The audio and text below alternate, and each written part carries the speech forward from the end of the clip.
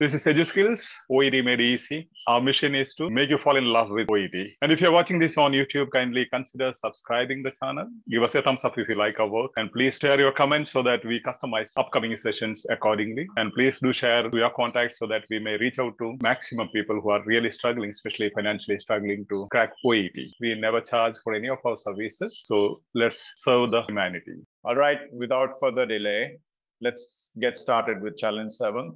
Listen to the audio. Summarize what you heard. Try to answer the question. Share your feedback. Occupational English test, sample test 1, listening test. This test has 3 parts. In each part, you'll hear a number of different extracts. At the start of each extract, you'll hear this sound. You'll have time to read the questions before you hear each extract, and you'll hear each extract once only. Complete your answers as you listen. At the end of the test, you'll have 2 minutes to check your answers. Extract 1. Questions 1 to 12. You hear a physiotherapist talking to a new patient called Ray Sands. For questions 1 to 12, complete the notes with a word or short phrase. You now have 30 seconds to look at the notes.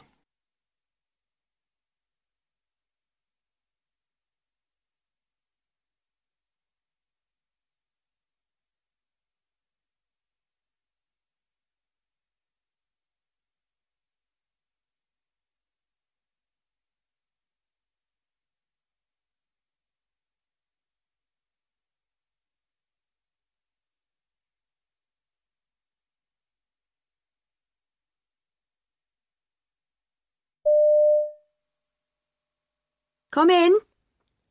It's Mr. Sands, isn't it? That's right, Ray Sands. Now, I think you've been referred to me because you're suffering from sciatica. That's right. Not for the first time, actually. OK. Well, I've got some notes here, but perhaps you can tell me in your own words about any previous bouts of sciatica you've had, what treatment you had, what worked for you, anything else you can remember. Righto. Well, it all started when I hurt my back, about 18 months ago now. OK. I was giving somebody a hand with a heavy suitcase and I felt it go, just like that. Anyway, I slowly got over that, despite occasional flare-ups, and then, out the blue, about a year ago, sciatica developed. And it was 6 months till that finally cleared up altogether. Now it's come back in the last month or so, I'd say. I see. And your GP said it was sciatica? Yeah, I had this pain all the way down my right leg, and she said the real problem was in my back because the sciatic nerve was getting trapped. Right. I mean, I'm telling you, this was no ordinary pain. It was really intense. I mean, to the extent that I couldn't stand for very long, couldn't walk hardly any distance, I couldn't sleep. Oh. I mean, the most frustrating bit for me was that I couldn't even turn over in bed. It just hurt so much. I just couldn't get comfortable. Do you know what I mean? Sometimes I'd have, a sort of tingling feeling in my calves as well. Right. But then at other times, my whole leg just felt a bit numb, really. It was weird. And of course, I couldn't go to work. I'm an events organiser, so I travel about a lot. I'm setting things up for conferences, lugging stuff around, And so there was no way I could manage any of that, the state I was in. OK. So how was this treated? Well, in the first instance, I was given painkillers, obviously. Ibuprofen, as far as I can remember. Right. And I was told to put compression packs on the affected area. I mean, that did ease the pain a little, but I was still housebound, practically speaking. OK. Then the GP sent me to see an osteopath, and I got some treatment there, but it didn't seem to make much difference. Right. So I was referred to a sports injury specialist, of all things. And he did a number of things that did seem to ease things a little, like working on my spine and lower legs. Oh, and he gave me a set of exercises to do at home. I see. Any other treatment?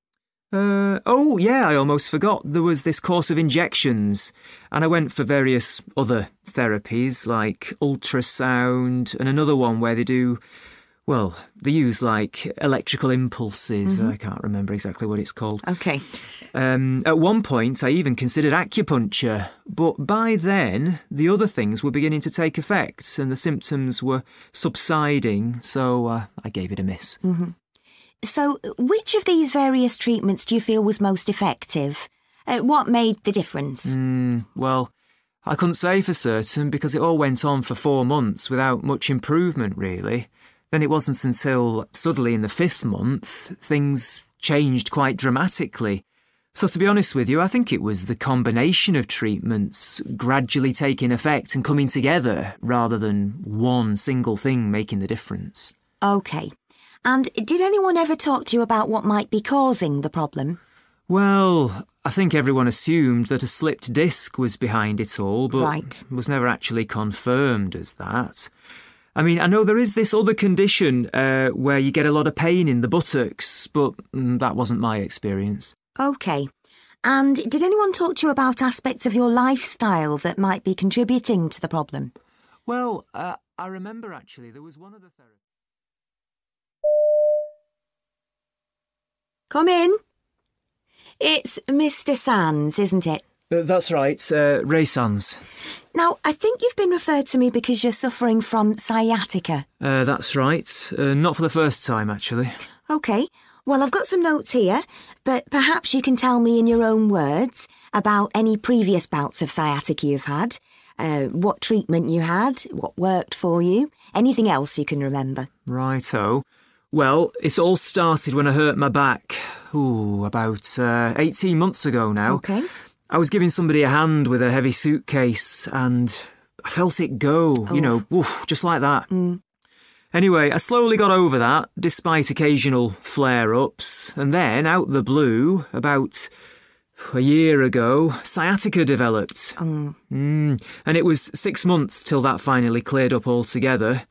Now it's come back in the last month or so, I'd say. I see. And your GP said it was sciatica? Yeah, I had this pain all the way down my right leg, and she said the real problem was in my back because the sciatic nerve was getting trapped. Right. I mean, I'm telling you, this was no ordinary pain. It was really intense. I mean, to the extent that I couldn't stand for very long, couldn't walk hardly any distance, I couldn't sleep. Oh. I mean, the most frustrating bit for me was that I couldn't even turn over in bed. It just hurt so much. I just couldn't get comfortable. Do you know what I mean? Sometimes I'd have, a sort of tingling feeling in my calves as well. Right. But then at other times, my whole leg just felt a bit numb, really. It was weird. And of course, I couldn't go to work. I'm an events organiser, so I travel about a lot. I'm setting things up for conferences, lugging stuff around, And so there was no way I could manage any of that, the state I was in. OK. So how was this treated? Well, in the first instance, I was given painkillers, obviously. Ibuprofen, as far as I can remember. Right.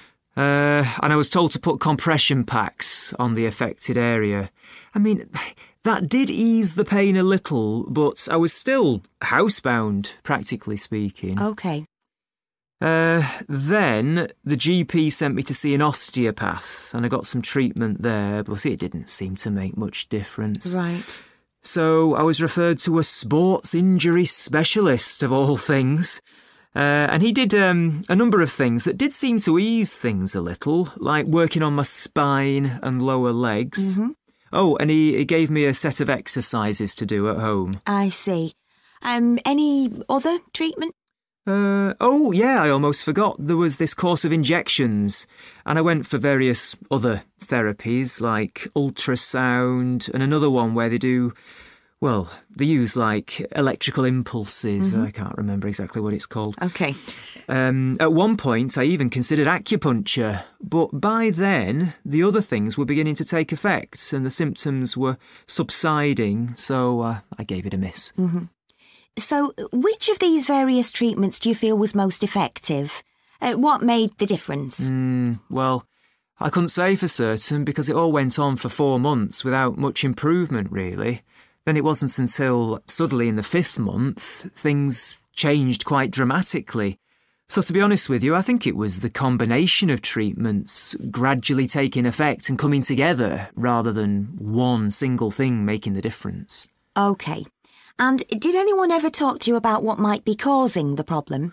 Well, I think everyone assumed that a slipped disc was behind it all, but was never actually confirmed as that. I mean, I know there is this other condition where you get a lot of pain in the buttocks, but that wasn't my experience. OK. And did anyone talk to you about aspects of your lifestyle that might be contributing to the problem? Well, I remember actually there was one of the therapists...